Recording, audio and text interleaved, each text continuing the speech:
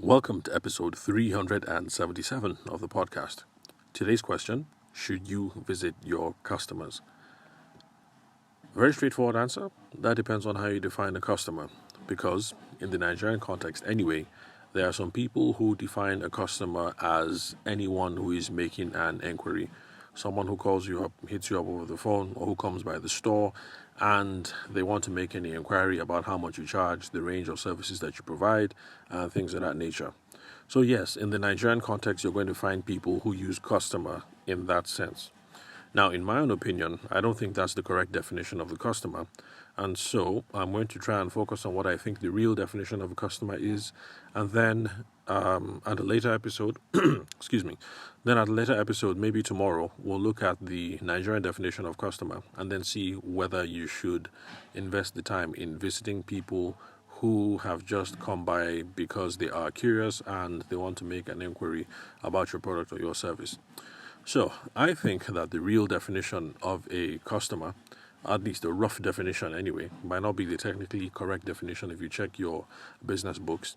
So, the way I define a customer is someone who has bought from you in the past. So, those are the only people that I think we should call customers.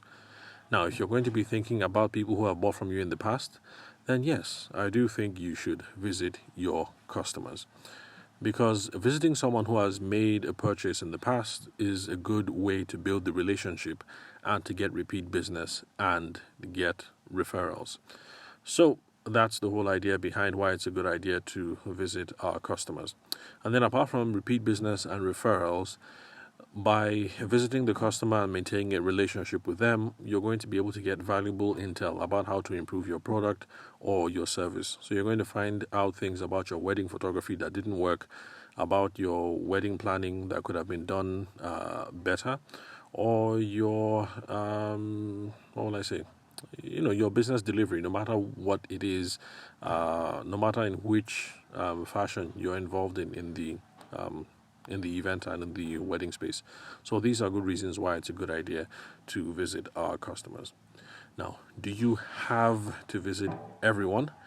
I don't think so, because that would be too cost prohibitive. It would be too expensive if you're going to visit all the folks that you've done business with in the past. It's going to be expensive money-wise, driving to everybody's house or driving to the offices.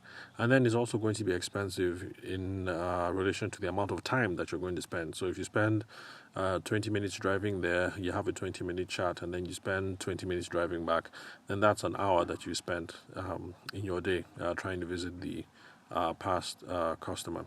But this is one of those things that is not an absolute on when you're trying to figure out if it's worth visiting people, and we'll do some of that math tomorrow when we talk about the Nigerian definition of customer, in quote, which includes people who come over just to make an inquiry. So we'll do more of that math tomorrow. So, but you have to consider the cost of your product, the cost of your service, and let's see what else. Then the amount of revenue that you hope to get on the back end. So these are some of the mathematics that you have to do when it comes to visiting your customer. And it's the sort of thing that people do in other industries, and that's the reason why bankers, for instance, or other people in the corporate space at the end of the year actually do make time out to send a hamper to certain customers, or to send marketing people or salespeople to go over and visit. And that's because to them, for those sorts of clients, having a dedicated customer service rep spend the whole afternoon to go and visit you because you're a high net worth individual, and to drop over a hamper that cost maybe 50,000 naira to buy, it's worth it, because the way that the banker or people in corporate services, the way that they're looking at it, you send one person to spend the whole day, and you send a hamper that is worth 50k or 60k or whatever, but reliably you have gotten millions of naira from this customer over the last 3 years. So the math seems to pan out. So these are some of the considerations that you're looking at when you're thinking about visit versus do not visit. So with all the things that we've tossed around, you can see that it would be okay for a wedding planner or a wedding photographer to stop by if they're in the neighborhood. So you did some business with the client, turned out that she was really good, you guys vibe really well. Let's say they live in Utako, you happen to be passing by Utako, or you happen to be passing through Ikeja or wherever. and you remember that the house or the office is nearby, then it would be okay for the planner or for the photographer to stop by to say what's up, have a small chat, and then take off again. And that's because for the wedding photographer or for the wedding planner, the value of repeat business is measured in hundreds of thousands. So it might be worth it. But if you provide small chops and snacks, and if you provide the smoke machine and the fireworks, then I'm not sure if that math really pans out in your favor. Because for smoke machines, you're the smoke machine provider. People probably will pay between maybe 50 and 100K, but then you have two boys manning the machine. Maybe they take 10K each. And then there's the cost of flying over the ice from Lagos if you're based in Abuja and all that. So it's possible that for the smoke machine operator, it's possible that you charge the customer 50K or 100K, but at the end of the day, maybe only 20K is getting into your pocket.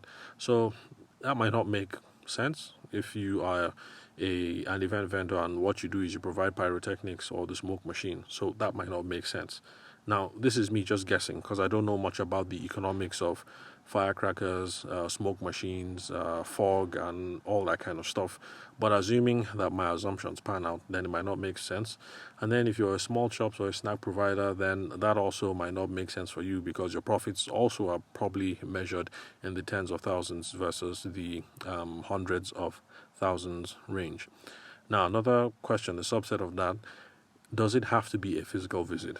Do you actually have to go into their house, into their office, or wherever, or have them come over to yours? Does it have to be a physical thing? And the answer is no. Because the most important thing is that you have to find some personable way to reach out. The most important thing is that it has to be a personable thing. Because if you're just passing through the house and it's obvious that you are just fulfilling all righteousness, then your visit is actually going to be counterproductive. You're going to end up being a nuisance instead of it being something nice, warm, and fuzzy. And so it's the same thing no matter the other mediums that you're going to use, whether it's phone call, emails, DMs, or whatever. The goal, it has to be a personable way to reach out.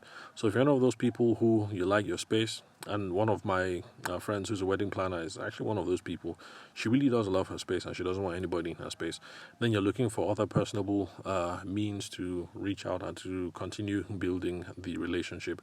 So no, it doesn't have to be a physical visit. So phone calls are very effective and very personable, especially if you did a good job of building rapport in the beginning.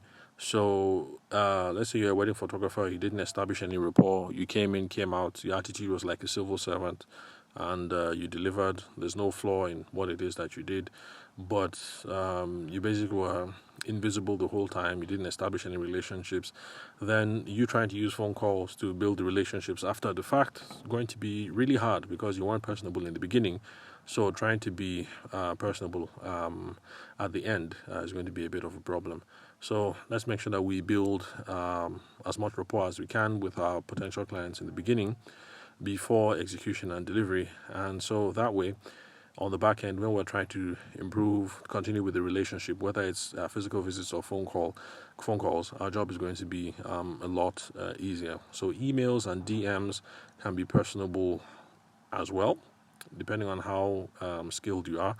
But I like to recommend for most people, for average folks, and that's what I've been saying over and over on the podcast, for average folks, let's start with visits and phone calls because those are the most personable and effective ways of building relationships. And emails, DMs, these sorts of things that they work, but you have to be particularly skilled to make them work and to use them to nurture personal or business relationships.